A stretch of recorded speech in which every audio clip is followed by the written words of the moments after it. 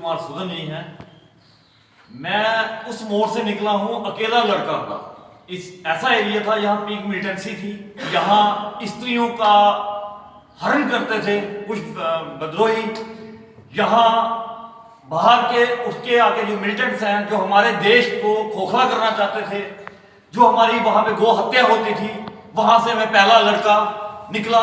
बनी एक बहुत दूर एरिया है यहाँ से 200 किलोमीटर होगा जम्मू से। वहां से निकला। दायित्व तो मेरा ये था, संघर्ष मेरा करने का बचपन से ये मेरा एम था कि मैं उस समाज में चलूं जहां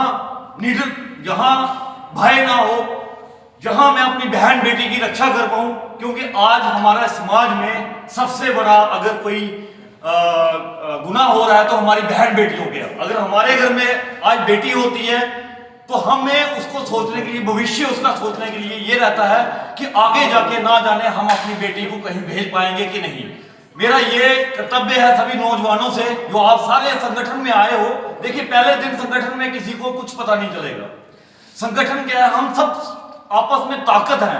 हमारे विचार सब विचारों को मिला के एक विचार बनेगा तो देश पहले भी आजाद था। आज देश भ्रष्टाचारी के अधीन है, बहन बेटियों का रेप हो रहा है, गो हत्या हो रही है।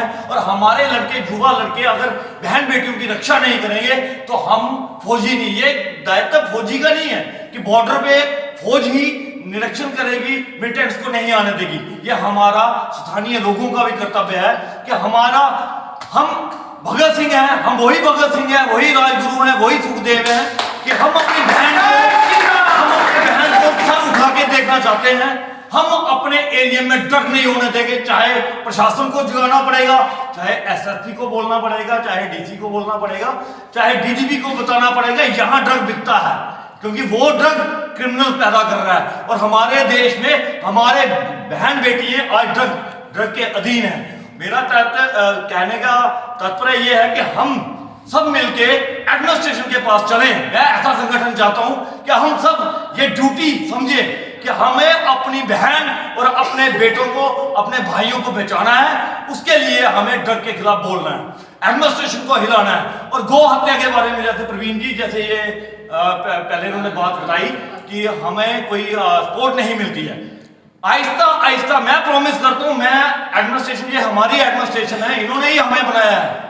और मैं इनसे भी रिक्वेस्ट करूंगा सुशील कुमार सुदन जी से कि केंद्र में ऐसी कोई बात की जाए कि हमारा युवा अगर उठ के निकलता है कि हमने गौ माता की रक्षा करनी है, चाहे वो गाड़ी को रोकता है, चाहे कुछ भी, लेकिन उसके लिए उसका जो केयर टेकिंग है उसके बारे में भी सोचना पड़ेगा। क्योंकि डीजीपी या एसएसपी के पास अगर गो हत्या जो हमारे रोक रहे हैं, जवान जो हमारे बजरंग दल वाले रोक रहे हैं, तो वो एसएचओ हमारे ही बंदों को तंग करते हैं। तो मैं ये चाहता हूं कि एडमिनिस्ट्रेशन के नोटिस में होना चाहिए कि हम कोई क्राइम नहीं कर रहे हैं। हमारी माता है गौ माता, और गौ माता के लिए हम प्राण दे सकते हैं और प्राण लेना भी जानते हैं। हम कायर नहीं है, लेकिन प्रशासन ये सोचे कि हमारे एरिया में गाय की स्मगलिंग क्यों हो रही है। क्या प्रशासन मेरा, क्या पुलिसिंग इतनी कमजोर है, जेएंडके की पुलिसिंग, क्या एडमिनिस्ट्रेशन इतनी कमजोर है कि हमारे सामने स्मगलिंग हो रही है, हमारे सामने कत्ल हो रहा है। और कब तक हम